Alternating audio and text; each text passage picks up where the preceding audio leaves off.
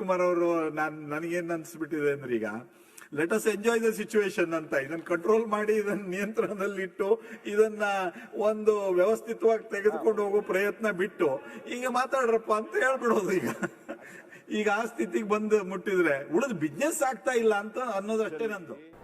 नमस्कार, ये आगे वाली क्लिप देख करके तो आप जान गए होंगे कि मैं इस वक्त इस वीडियो में क्यों हूँ और आपसे क्या बात करने आया हूँ।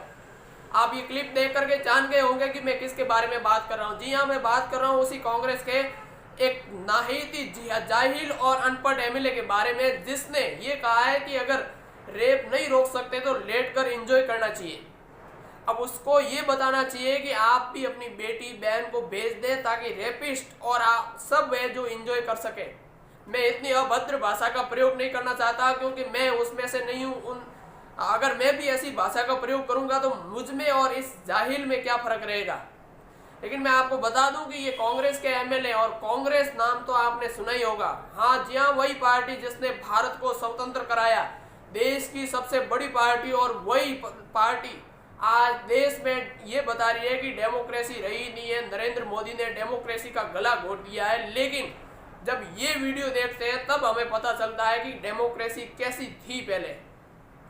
इस वीडियो में ये किस तरह से बेशर्मी से हंसते हुए कह रहा है कि अगर रेप नहीं रोक सकते तो उसे लेट कर एंजॉय करना चाहिए। और यहाँ पर गलती इसकी नहीं है, गलती हम जैसे ऐसे जाहिल लोगों की है जो ऐसे लोगों को वोट देकर ऐसी कुर्सी पर बिठाते हैं जहां पर कानून बनाया जाता है। आपने देखो, एक देश में एक चपरासी की नौकरी पाने के लिए भी आपको कई तरह की वेरिफिकेशन चाहिए। आपकी पीटी में किसी के ऊपर कोई पुलिस केस नहीं होना चाहिए। लेकिन जब देश के नेता का चुनाव का समय आता है तब हम ऐसे नेता को सुनते हैं जिसपे कम से कम 10-15 आपराधिक मामले दर्ज होते हैं। लोकसभा की एक रिपोर्ट के अनुसार भारत में सांसद या विधायक एमएलए इतने हैं, करीब जो भी एमएलए और विधायक है उनमें से 80% ऐसे एमएलए विधायक हैं जिनके ऊपर आपराधिक मामले दर्ज है। अब ऐसे लोगों को तो हमने कानून बनाने के लिए हमारी असेंबली, हमारे संसद में भेज रखा है, और फिर हम नारे लगाते हैं कि हमारी बहन बेटियां सुरक्षित नहीं है। कैसे रहेंगी जब सत्ता पर ही भेड़िए बैठे हैं, तो वो भेड़िए आपकी बहन बेटियों के लिए कैसा कानून बनाएंगे। इस वीडियो में जो ये बेशर्मी से हंस रहा है, इसको देख करके तो आपको पता लग ही गया होगा अगर ये सत्ता में है तो कैसा कानून बनेगा।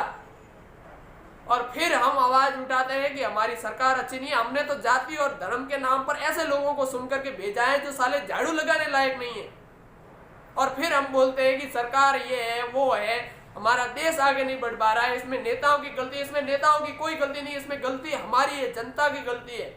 क्योंकि हम इन जैसे जाहिल, अनपढ़ और गंवार लोगों को भेज कर अपनी असेंबली में भेजते हैं, और ये जाकर के वहां पर क्या कानून बनाएंगे जो खुद ही एक जाहिल है।